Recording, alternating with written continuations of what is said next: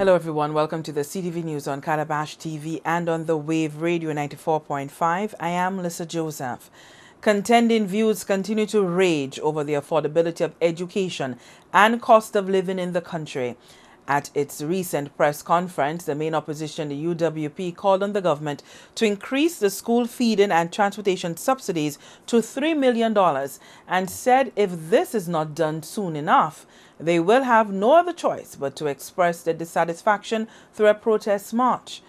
Alan Chasney said the previous UWP administration granted $5 million annually in subsidies towards the school feeding and school transportation programs, but the St. Lucia Labour Party reduced those subsidies to $3 million. The UWP leader is now urging government to increase this by a further $3 million.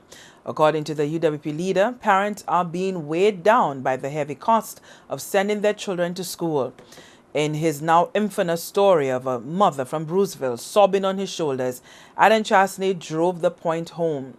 Well, Tuesday, a video surfaced of a woman purporting to be that mother. More on that story in a moment. First, a response to the UWP on its criticism that the government is failing in its provision of education to the population.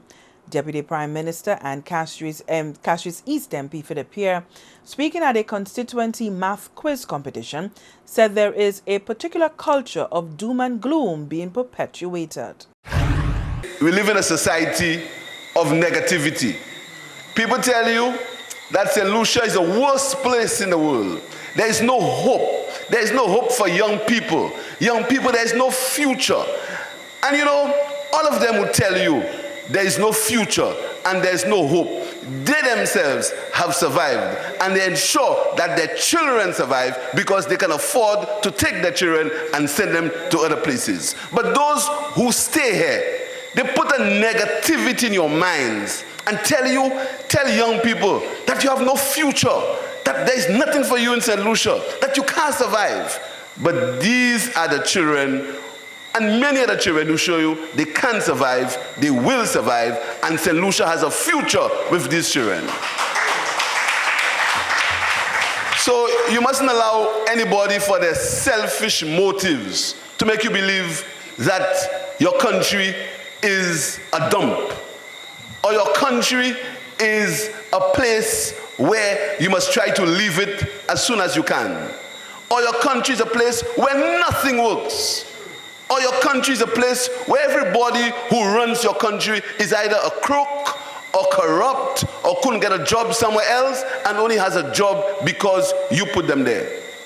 Your country is a country that is progressing. Your country has challenges like any other country in the world.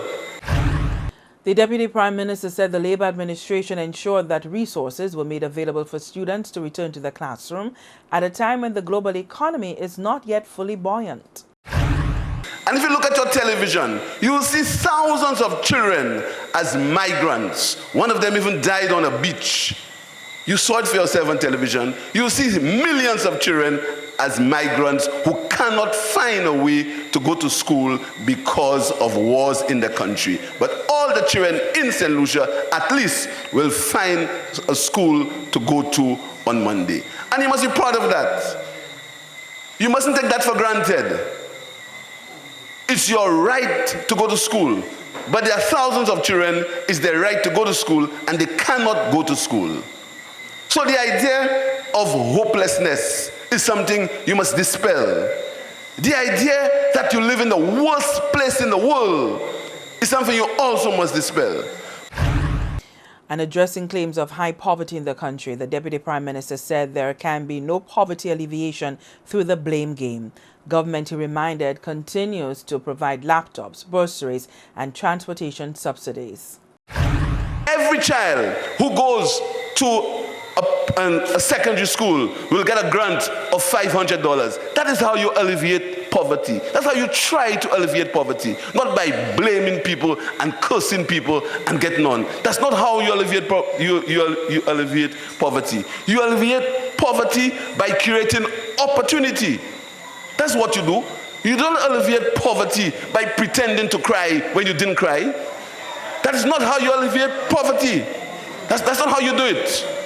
You alleviate poverty by taking positions that will help people to come from one stage of their life and go to another.